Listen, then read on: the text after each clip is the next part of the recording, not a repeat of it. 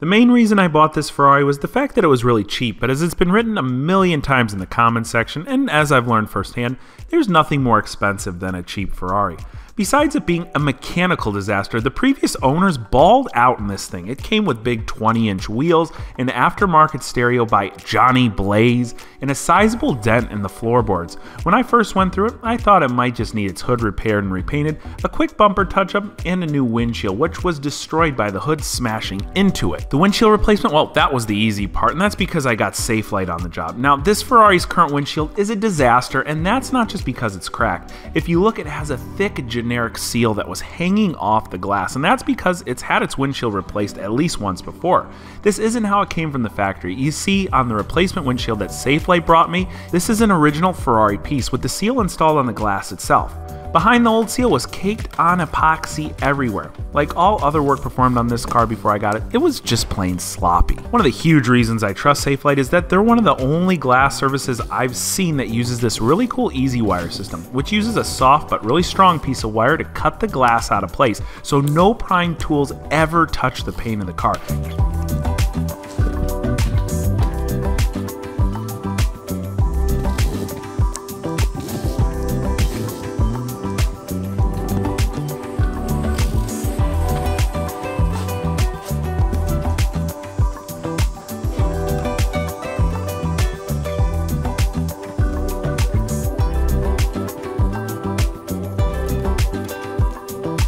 And Wayne, the install tech, who you might remember because he also did the windshield in my Audi R8, was even careful enough to avoid Radarosa, who was totally in his way. To the rhythm of the violent breeze, all things moving closer to the rhythm of the... Speaking of Radarosa, while the windshield was out, he took the sticky AC vent trim and cleaned them up so they look brand new.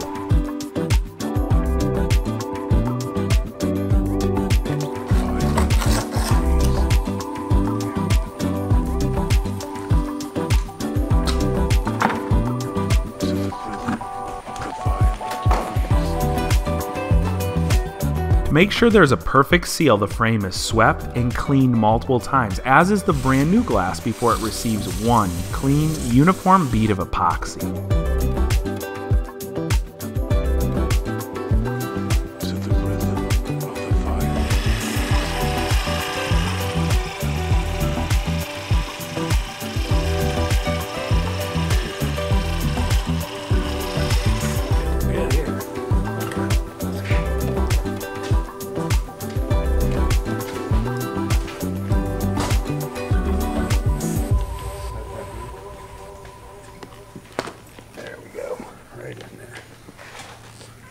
It doesn't have to be a Ferrari or an Audi. Safelite uses the same techniques as if they were replacing glass on my Ford Fiesta, and that was the first car that I ever rebuilt. It did come with cracked glass, and if I remember right, I think the entire cost installed for new glass on that car through Safelite was like $250. If you think about it, trying to source the glass, the materials, and the tools to do the job yourself, and then you're messing around with glass, which is pretty easy to mess up. If you're not experienced, it doesn't make any sense. Just make sure you consider Safelite when it comes to getting any sort of glass replaced or repaired on your car. They're by far the best. After replacing the windshield, sorting the car mechanically with Radarosa, replacing the ugly rims with stock ones, and repairing the hood, it became apparent that the rest of the paint was so dingy that a polish wasn't going to bring it back to life, and we need a full respray. Now, when I originally bought half a pint of base coat at the paint store, it was $70. Again, that's for a half of pint, so I was expecting a big bill here just in base coat, but the store rep suggested that I buy their standard base coat, which was the same brand name, but a way better price at $60 a quart.